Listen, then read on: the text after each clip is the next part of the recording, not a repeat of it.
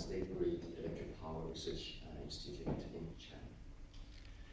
So the ScienceBridge, which is supported about 4 years ago, it is a strategic links with 14 leading Chinese universities, research institutions, and also industry partners. This is the RCUK funded route, and then Professor Xue will talk about our recent project, IP project. So the ScienceBridge, I think, but broadly, all the international collaborations, I think, when we plan for our activities, we always think about sustainability. So the first items we always keep in mind is to engineering and leadership for tomorrow. So that means that we could have the bridge, people's bridge, which could train the staffs, students, PhD students, and also undergraduate in this particular project as well, and also research fellows. So we have exchange students from China, but we also have bring students over to China. So they appreciate the differences, the language obviously, and educational, but also cultural. That's the 2010 I brought students to Tsinghua, and this is the two colleagues asked them to contrast these different aspects of differences and the similarities. Some of the students actually, particularly exchange students, they went back to China and they become academic leaders, and they promoted and also get grants. They all benefited from this project. Some of our home students, they graduated either become academic leaders or go to industry. Obviously, also for all the projects, we also there's a lot of activities on the academic engagement, invite lectures, seminars, but also we organize research training activities, but also visiting fellowships. But these visiting fellowships are also some of those are supported by through other routes. For example, the Royal Engineering Senior Visiting Fellowship. But not only the academic student engagement and exchanges, but we also try to inform our outcomes to the policymakers, to the governments, and also to the local governments. In particular, for example, the Vice Premier, Madam Liu Yandong, is at Queen's University, and she was briefed our ScienceBridge project, and was happily witnessed the signing of MOA between and the Chinese Scholarship Councils to send more students to Queen's every year. And obviously, also the Chinese ambassador in London also wrote an article commended our ScienceBridge.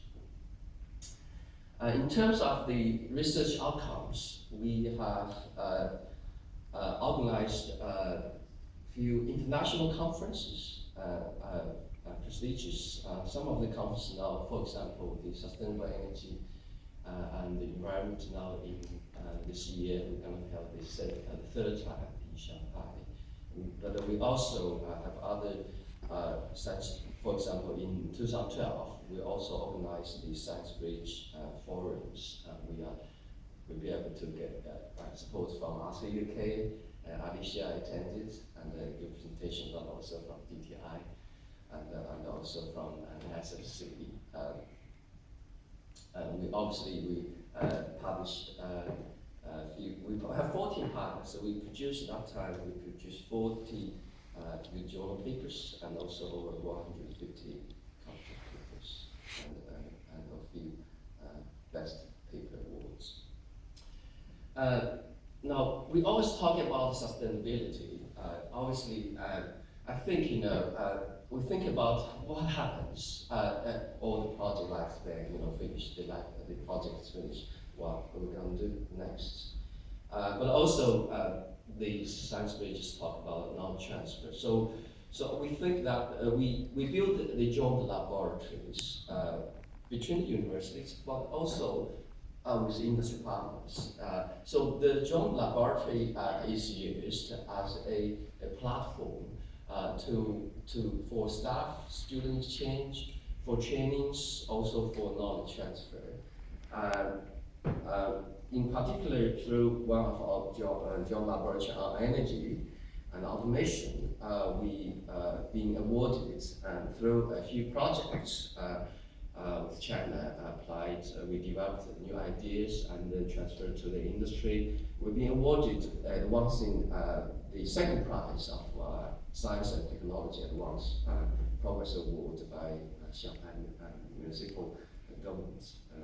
But we also, for example, our project was exhibited in Shanghai Expo 2010, which is actually was about 70 million visitors to the Shanghai Expo. Now, through the knowledge transfer, the joint laboratories, lot of algorithms we developed, because yesterday we talked about UK and China, the difference. For example, in China, there's a lot of quickly, swiftly deploy the techniques to the industry. So we, for example, also like Professor Wang talked about, some of those facilities or the techniques classes it's easier to apply in China to test the algorithm. So for example, we developed some algorithms, collaborated with Chinese collaborators, and now they deployed in a few constellations, critical constellations. But also other projects as well. And some of our methods and techniques we published earlier was deployed by our industry partners in produce one of the DCS distributed control systems, which have been sold over a lot of countries worldwide. But also from Queen's, we've been through the project, we've been able to prototype a low-cost, non-intrusive, energy-efficient monitoring system, primarily for plastic industries. But we also trying to apply these techniques with box to other energy-intensive industries. This is also currently being supported by the proof of concept and Northern and European Social Development Funds. But the other projects, like for example, Queen's techniques being used for monitoring the health station in Bird Nest and Shanghai Bay. But the first top one we talk about, one of these inspections detection system actually being developed for the industry. So that's me about the science bridge, and I leave to Professor Xue talk about the IGE project, the intelligent grid interface that we call EcoChampions, which is jointly supported by RCUP, EPRC, and NIHC. I leave to you.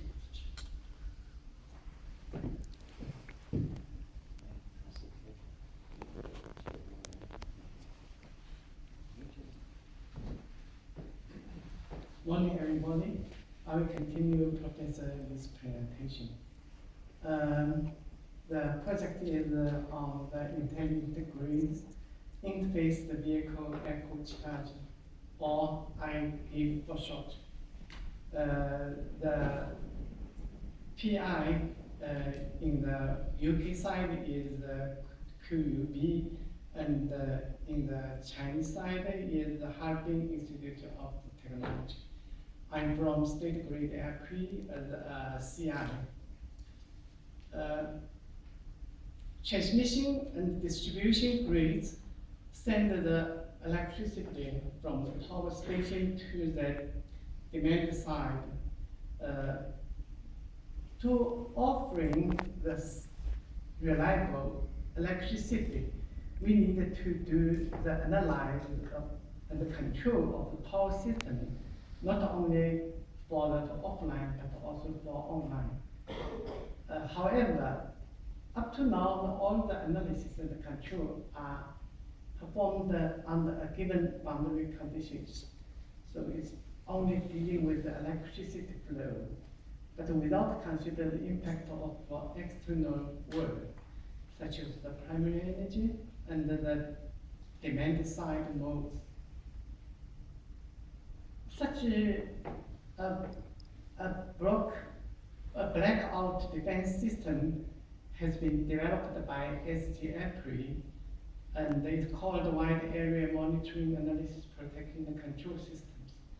It has been served for all 80% of provincial upgrades in China. There's 3 levels of them. The area in blue is performed as the warmth, and in green is has the function of the dynamic early warming, and the yellow one is closed loop control. However, all these systems didn't consider seriously the impact of relevant network. In fact, we needed to study the multi-domain interactions in the risk management, especially for environment system and the utilization in this project. This is a task of IGIVE. So there are 6 tasks in this project. The framework of energy and the information flows, the power flow control-based battery model, and the bi-direction traction driver charge systems, and the EV charge friendly to the environment, and the optimal dispatch strategy, and the impact of EV actors. This is a framework of we dealing with how to study the impact of the EVs to the power system and the environment. And it integrates all the mathematical model and the computer agents, as well as the human beings' behaviors.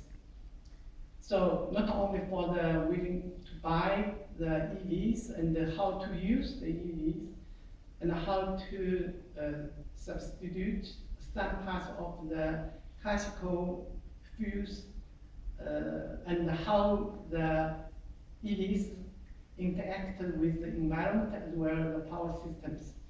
So there's the participants and the coming and the policy make, and this import will influence this EVs industry development. So finally, we want to see the mechanism of all parts, the rules, and how they interact with each other. The first step is we want to modeling the human beings, how do they think about whether they want to buy EVs and how they will use the EVs. And then we need also to dealing with the traffic network interact with the distribution grid, and the interactivity among the physics, economics, and the participants. Let's say we have a mathematical model for the marketing, for power market, and for the power systems. But we also have a lot of different rules of the participants. Their actions and their behavior and their gambling will influence not only the power system but also the power market. So how to do this one? Because some human beings' behavior cannot be modified by the mathematical model. So the only way is we combine the hybrid simulation with the mathematical model and the participants' behavior, actions. Sorry. However, the number of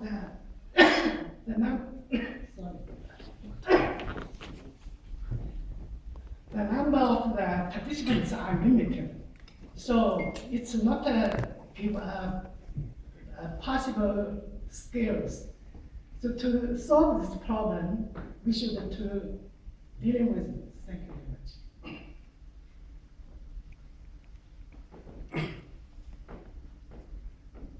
we should develop some market agents technology to represent the people's behavior. So we designed a smart agent on the EVC users' behaviors. The task of this is we should extract the knowledge from limited number of questionnaires from agent modeling. And this is a framework for that. First part is modeling the agents. The second part is verifying the models. So how to get the reasonable correlation of the opinion of the questionnaire. And we compare, it's a little complicated algorithm. But anyway, we specified some particular EV type, and we go to the questionnaire as well as go to the market agents. The error is acceptable.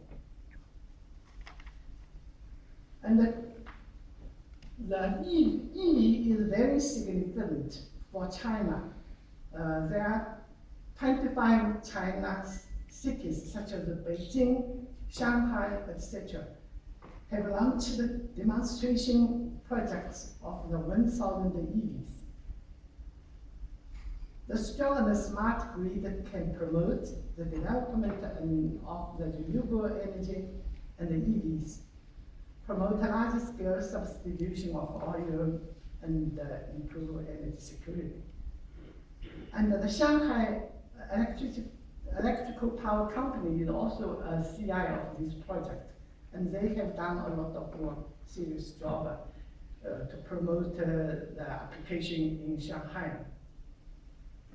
And this is what they've done to develop the charging and sweeping service network in Shanghai metropolis. And this is a station in Chaoxi of the microgrid mode. And this is a picture of the Anting station. It's an integrated station for battery charging and the swapping and the storage of the energy. Okay, but this is just the beginning of this project. We are going on, and we have a lot of things to do. Thank you very much for your attention.